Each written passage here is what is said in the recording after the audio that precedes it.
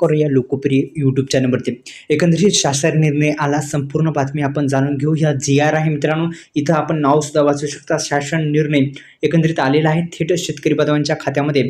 या जिल्ह्यातील शेतकरी बांधवांच्या खात्यामध्ये एकंदरीत आपण जर पाहिलं तर हेक्टरी 6,000 रुपये असतील किंवा हे जमा होणार आहेत 6,000 रुपये असतील किंवा अद्यापही जे हेक्टरी किती मिळतील या संदर्भात माहिती दिली नाही, पण हा एक शासन निर्णय आलेला आहे. संपूर्ण बातमी जाणून घेऊ.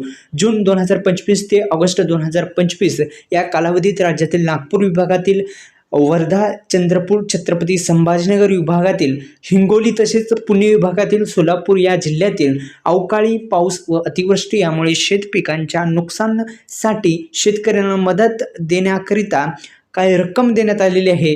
रुपये 73,54,03,000 इतकी रक्कम वितरित करण्यास शासन मंजुरी देण्यात येत आहे. एकंदरीत थेट शेतकरी बांधवांच्या खात्यामध्ये आता पैसे जे आहेत ते जमा होणार आहे. हा शासन निर्णय आपण वाचून दाखवले आहे मित्रांनो. याच्यात शासन निर्णय सुद्धा आलेला आहे.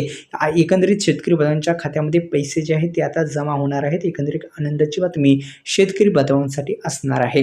दुसरं म्हणजे या निर्णयासंदर्भात संपूर्ण बातमी जाणून घेऊ. तर एकंदरीत आपण जर पाहिलं तर 73,54,03,000 इतकी रक्कम शेतकरी बांधवांच्या खात्यामध्ये थेट पद्धतीने जमा करण्यात येणार आहे. एवढी रक्कम मी सांगितल्याप्रमाणे रक्कम ही आधार संलग्न DBT मार्फत शेतकरी बांधवांच्या खात्यामध्ये जमा करण्यात येणार आहे.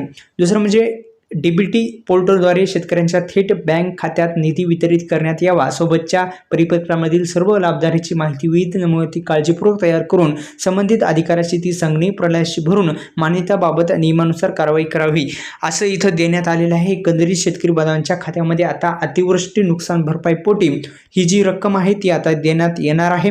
आपण जर आमच्या जी एरिया आहे, आमचा जो गाव आहे त्या गावामध्ये सुद्धा फॉर्म भरून घेत आहेत. आपण अतिवृष्टी नुकसान भरपाईचे पंचनामे ते फॉर्म जो आहे तो भरून द्यायचा आहे ग्रामपंचायतकडे आणि तुम्हाला जी रक्कम आहे ती रक्कम तुम्हाला EKYC केल्याच्या नंतर भेटून जाईल. धन्यवाद. शिवराय.